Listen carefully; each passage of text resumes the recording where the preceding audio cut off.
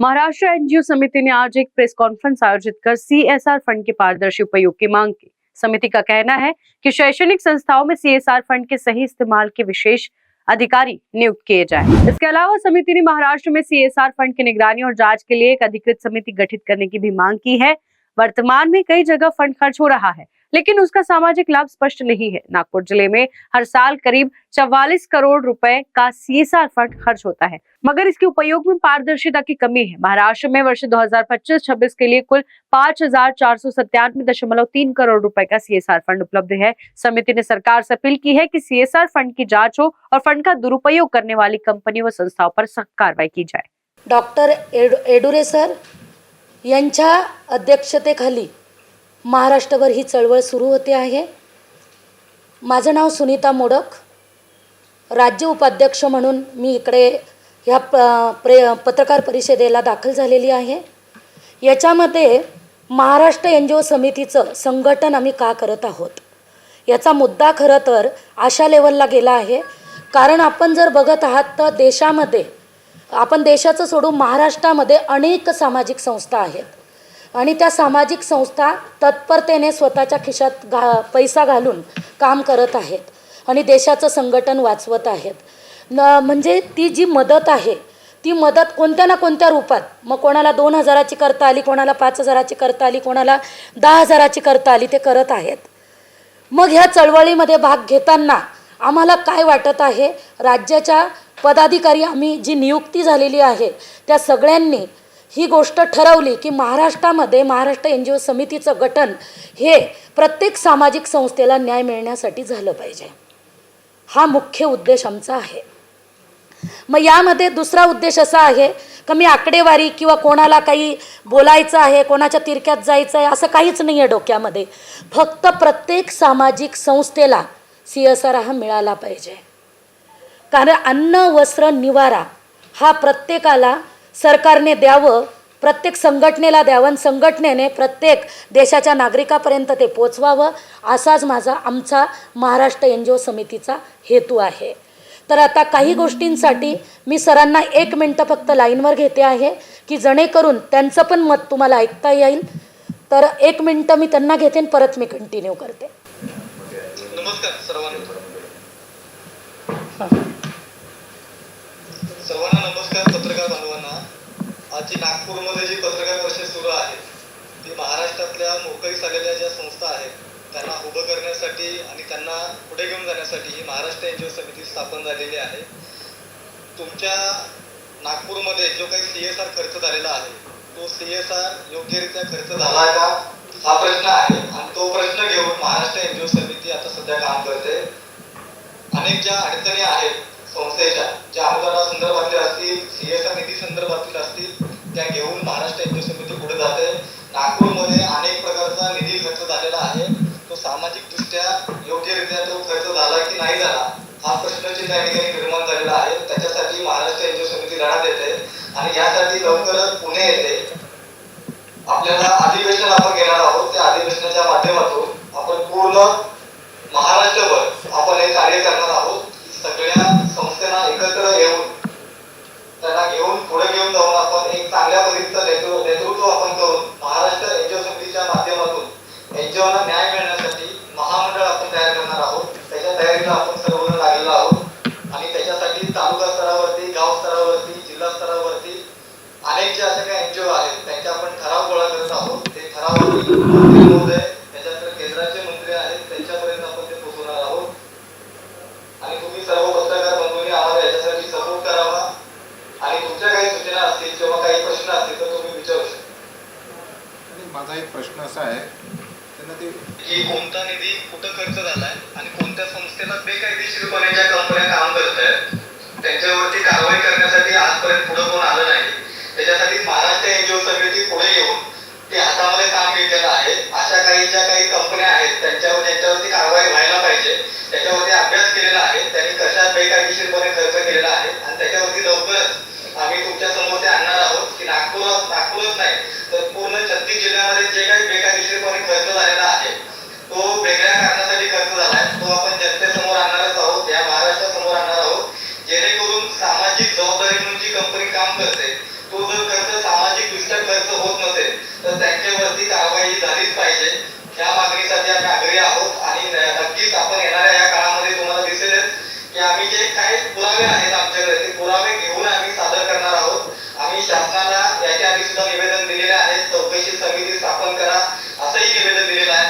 तर त्यांच्याकडनं जर नाही झालं तर आम्ही आंदोलनाच्या माध्यमातून असो किंवा महाराष्ट्र एनजीओ समितीच्या माध्यमातून ज्या काही संस्था आहेत किंवा जेवढ्या काही एनजीओ आहेत त्यांना घेऊन आपण एक मोठं आंदोलन उभा करतोय आणि त्याच्यासाठीच अधिवेशन आहे की जेणेकरून या अशा बोगस काम करणाऱ्या संस्थांवरती किंवा कंपन्यांवरती कारवाई झाली पाहिजे. त्याच्याबरोबर अजून एक विषय असा आहे की तुम्ही मगाशी म्हणलात की 100 कोटी निधी दिला जातो किंवा पोकर मध्ये असतो, तर अशा प्रकारच्या ज्या काही दंडवणं किंवा फसवणूक करणं अशा अनेक गोष्टी सुरू आहेत या महाराष्ट्रामध्ये, ज्याचा कंपनीशी पण काही संबंध नाही आणि स्वयंसेवी संस्थेशी पण काही संबंध नाही, त्यांना डॉक्युमेंटची ओळख नाही. अशी सुद्धा काही लोक असे आहेत की आम्हाला एक बुकिंग अमाऊंट द्या, बुकिंग अमाऊंट दिल्यानंतर आम्ही तुम्हाला 100 कोटी ट्रान्सफर करतो. असे जे काही बेकायदेशीरपणे जे काही काम चालू आहे, मग याच्यामध्ये जे काही 2 नंबरवाले लोक घुसलेले आहेत त्यांनाही पुढे आळा घालणं गरजेचं आहे की जेणेकरून हा सीएसआर सुद्धा बदनाम होता कामा नये आणि ज्या तळागाळामध्ये काम करणाऱ्या ज्या काही एनजीओ आहेत त्यांची कुठेतरी फसवणूक होऊ नये याच्यासाठी सुद्धा महाराष्ट्र एनजीओ समिती त्याच्यावरती नक्की कारवाई करेल आणि त्याच्यावरती एक आवाज उठवेल. सर, एक प्रश्न आहे की संघटनेच्या वतीने आत्तापर्यंत किती एनजीओला संघटनेच्या मदतीने CSR फंड मिळालेला आहे? मागच्या वर्षी आपण बघायला गेला तर एक पायलट प्रोजेक्ट म्हणून आपण 100 संस्थेची नोंदणी केली होती CSR साठी, ज्यांना आपण डॉक्युमेंट स्ट्रॉंग करून त्यांना आपण CSR मिळवून दिला. 100 पैकी 83 संस्थांना CSR मिळालेला आहे आणि या वर्षी आपण 300 संस्था अशा घेतलेल्या आहेत ज्यांची डॉक्युमेंट क्लिअर आहेत आणि त्यांना CSR मिळवून देण्याचं सुद्धा काम आम्ही या 3 महिन्यामध्ये करतोय. नागपूरमध्ये कोणती संस्था अशी? नागपूरमध्ये आता माझ्याकडे 2-3 संस्था आलेल्या आहेत ज्यांची डॉक्युमेंट क्लिअर आहे, त्यांना आपण या 3 महिन्यात CSR मिळेल. नागपूरमध्ये CSR घेतलेल्या अशा बऱ्याच संस्था आहेत पण ते बेकायदेशीरपणे तो खर्च केलेला आहे. थोडंसं राजकीय बॅकग्राऊंड आहे त्या संस्थेला, त्याच्यावरती सुद्धा आम्ही कारवाई करणार आहोत. कारण बेकायदेशीरपणे त्यांनी सामाजिक दृष्ट्या काम न करता वेगळ्या ठिकाणी तो फंड वापरलेला आहे आणि ते तुम्हाला मी पुराव्यानुसार आम्ही सांगू होतं. सर, एक मिनिट, काही काही संस्था चालू असताना त्यांचे बँक अकाउंट जे आहेत ते बंद केले गेलेले आहेत. काय म्हणलं? काही काही संस्था चालू असताना पण त्यांचे बँक अकाउंट बँकेने बंद केलेले आहे. बँकेने बंद केला एक कायदा निघाला आहे, एलईआय सर्टिफिकेशन निघालंय. आयडेंटिफायर म्हणजे तुमचं अकाउंट आयडेंटिफायर असणं गरजेचं आहे. एलईआय प्रमाणपत्र जर तुमच्याकडे नसेल आणि म्हणजे खूप मोठ्या प्रमाणात जर तुमच्याकडे निधी येत असेल तर ते ब्लॉक होणार किंवा स्टॉप केलं जातं बँकेकडनं. तर आरबीआयनं सांगितलं की 20 अंकी युनिक आयडी नंबर जो आहे एलईआय प्रमाणपत्र जर ते संस्थेने घेतलं तर त्यात बँकेला ब्लॉक करता येणार नाही किंवा पेमेंट स्टॉप करता येणार नाही. तर ते त्यासाठी आपल्या संस्थेच्या वतीने काय आतापर्यंत किती संस्थांना मिळवून दिलं आहे?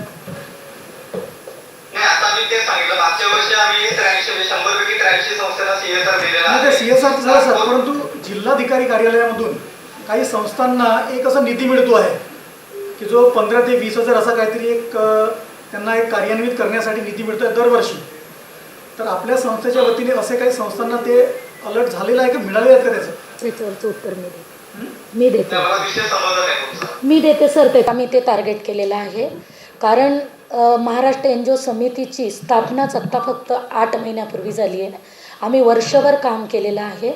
वर्षभर मागच्या याच्यामध्ये डॉक्टर युवराज एडुरे सरांनी 100 संस्था दाखल केल्या होत्या, त्यापैकी आम्ही 83 संस्थांना CSR दिलेला आहे. आम्ही महाराष्ट्र एनजीओ समितीचं गठन केव्हा तयार करायला घेतले? आत्ता फक्त 5 महिन्यापूर्वी. आणि याच्यामध्ये आम्ही नाशिक जिल्हा म्हणजे विभागाचा दौरा केला. दौऱ्यामध्ये आम्हाला असं जाणवलं की काही संस्थांना जे 1000 रुपये ज्या त्यांचं रिटर्न्स आणि ऑडिट करायचं असतं ते सुद्धा त्यांच्याकडे नसतात. आम्ही आधी पूर्ण सर्वे केला सर. महाराष्ट्र एनजीओ समितीचं गठन करण्याच्या आधी आम्ही सर्वे केला, तेव्हाच आम्ही संस्थेची स्थापना केली. आणि स्थापना केल्यानंतर तशी तर संस्था 2014मधली, पण आम्ही काम करायला 8 महिन्यापूर्वी सुरुवात केलेली आहे. आणि असे तर CSR रोजगार हा भरपूर दिला गेलेला आहे. दुसरी गोष्ट, विभागावाईज आम्ही जातो आहोत. विभाग कसा करतो आहोत, तो विभागाची रचना आपले जे 6 विभाग आहेत त्यामध्ये आम्ही विभागाचे अध्यक्ष, विभागीय अध्यक्ष, त्यानंतर उपाध्यक्ष, उपाध्यक्ष झाल्यावरती संपर्क प्रमुख आणि 4 सदस्य अशा आम्ही विभागाला नेमतो आहे. प्रत्येक विभागामधून मग तालुक्याला जिल्ह्याला जातो आहे. तीच रचना आहे. त्यानंतर तालुक्याला जातो आहे आणि तालुक्यामधून ज्या संघटना आपल्या समोर येत आहेत मग त्यांचं दुःख भयंकर आहे. ते दुःख पत्रकारांथ्रू जनतेपर्यंत पोचावं ही आग्रहाची विनंती आमची आहे. महाराष्ट्र NGO समितीतर्फे अनेक संस्था अशा आहेत. आत्ता एक संस्था, मी नाशिकवरनं आलेली आहे, तर अशी एक संस्था नाशिकमधली, अशा अनेक संस्था असतील. माझ्या समोर आलेली संस्था वारीला जाऊ शकली नाही. का तर फंड नाही. आणि किती दिवस आम्ही लाचारी पत्करायची आणि जोडीमध्ये धान्य घ्यायचं आणि मग आम्ही पंढरपूरची वारी करायची. ही दुःखजनक किंवा खेदजनक गोष्ट जेव्हा डोक्यात येते म्हणून महाराष्ट्राची चळवळ आम्ही सुरू केली आहे महाराष्ट्र NGO समितीने. आम्ही आधी गठन करतो आहे. गठन केल्यानंतर आम्ही अधिवेशन घेतो आहे. 27 ते 1 जुलै काहीतरी तारीख मिळणार आहे. मंत्री महोदयापर्यंत आम्ही 20,000 संस्थांना एकत्रीकरण करून त्यांचे ठराव आम्ही जाहीर करतो आहे आणि त्यानंतर त्याच्यामध्ये निर्णय घेतला जाणार आहे. संस्थांचे जे पदाधिकारी वगैरे तुम्ही नियुक्त करत आहात तर त्याची माहिती तुम्ही मग रीतसर धर्मादाय आयुक्तांना देतात का, की जेणेकरून काही संस्थांचे प्रॉब्लेम असले तर तुमचे पदाधिकारी जर तिथं गेले तर त्यांचे प्रश्न सुटतील? सर, आत्ता गठन करतो आहे 1 महिन्यात. आता आम्ही ते सगळे अर्ज तयार करून आम्ही चॅरिटीकडे जाणार आहोत. चॅरिटीकडे गेल्यानंतर त्यांचे जे पेपर्स आहेत, आता आमच्याकडे हा पण प्रश्न आहे की चॅरिटीकडे गेल्यानंतर चॅरिटीकडून काय मदत होते ती पूर्ण संस्थांना आम्ही पोहोचवणार आहोत. त्यानंतर जो रोजगार विभागाच्या काही लिंक्स आमच्याकडे आहेत, रोजगार, अन्नधान्य, निवारा, ह्या गोष्टी जर संस्थेपर्यंत पोहोचल्या त्याच्यावरती आम्ही प्रबळतेने विचार करत आहोत आणि CSRकडे आम्ही लक्ष देणार आहोत. या वर्षात आम्ही अशा 300 संस्था समोर घेतलेल्या आहेत की त्यांचे पेपर्स पाहिजेत प्रत्येक संस्थेकडे. ते लिगल असले तर CSR मिळणार आहे. आणि आम्हाला कुठल्याही कंपनीला दोष आरोप करायचे नाहीत, पण आम्हाला प्रत्येक सामाजिक संस्थेला थोडा जर CSR मिळाला त्यांच्या कुवतीप्रमाणे तर ते चांगलं NGO चालू शकतील आणि गोरगरीब लोकांसाठी. आता आम्ही ही पण गोष्ट बघितली, कितीतरी लोकांना हॉस्पिटलच्या फिया परवडत नाही आहे. मग जर तिथे सामाजिक हेतुकोनातनं हॉस्पिटल्स बनले तर जनतेला त्याचा खूप चांगला सपोर्ट होणार आहे. शैक्षणिक पद्धतीचे कॉलेजेस बनवले तर त्यांना फिया नसतील, ती लोक तिथे दाखल होणार आणि आपल्या जी देशाची मूलभूत जी मुलं आहेत ती चांगलं देशाचं संघटन होणार आणि देश चांगल्या प्रकारे पुढे जाणार.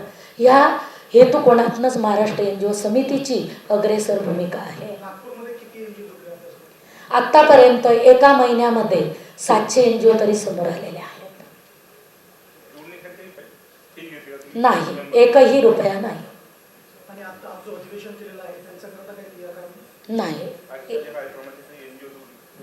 1ही रुपया नाही. तुम्ही कोणालाही विचारू शकता.